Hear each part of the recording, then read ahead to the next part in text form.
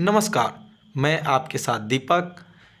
आज हम लोग चर्चा करेंगे कि पाकिस्तान पर कितना कर्ज है और पाकिस्तान की क्या स्थिति है। क्या वह भारत के साथ अभी युद्ध लड़ सकता है?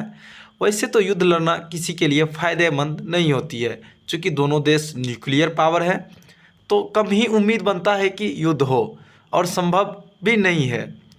लेकिन फिर भी अगर पाकिस्तान की स्थिति देखें तो अगर देखें 2025 की शुरुआत में पाकिस्तान पर कुल 125 अरब डॉलर का कर्ज हो चुका है। वहीं आईएमएफ से अब तक करीब 7 अरब डॉलर का कर्ज लिया है। हालांकि आप लोग जानते हैं पाकिस्तान का सबसे बड़ा कर्जदाता चीन है, क्योंकि चाइना अगर भारत को लेकर नहीं चल पा रहा है चाइना, तो स्वाभाविक है कि उसका पड़ोसी को लेकर चलेगा, उसका दुश्मन देश को लेकर चलेगा।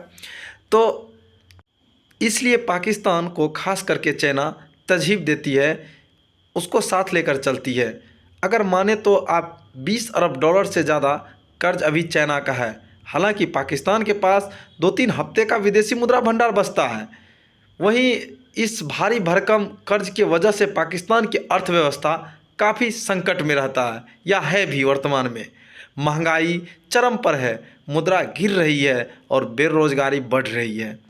अगर आप ध्यान देंगे स्क्रीन पर तो देखेंगे पाकिस्तान को अगले 4 सालों में 100 बिलियन डॉलर यानी करीब 8.4 लाख करोड़ रुपए का विदेशी कर्ज चुकाना है। वहीं जुलाई 2025 तक पाकिस्तान को विदेशी कर्ज और ब्याज मिलाकर लगभग 30.35 बिलियन डॉलर यानी करीब 2.56 लाख करोड़ रुपए चुकाने होंगे। आगे और फैक्ट्स देखते हैं। अगर आप इस रिपोर्ट पे ध्यान देंगे, द वर्ल्ड बैंक इंटरनेशनल डेब्ट रिपोर्ट 2024 के मुताबिक दिसंबर 2024 तक चीन ने पाकिस्तान से लगभग 28 बिलियन डॉलर यानी करीब 2.4 लाख करोड़ रुपए विदेशी कर्ज लिए हैं। मतलब पाकिस्तान लिया है चाइना से। इसके अलावा पाकिस्तान को कर्ज देने के सूची में यूएई, कतर भी शामिल है। पुनः इस रिपोर्ट पे ध्यान दीजिए, पाकिस्तान पर कुल कितना कर्ज है।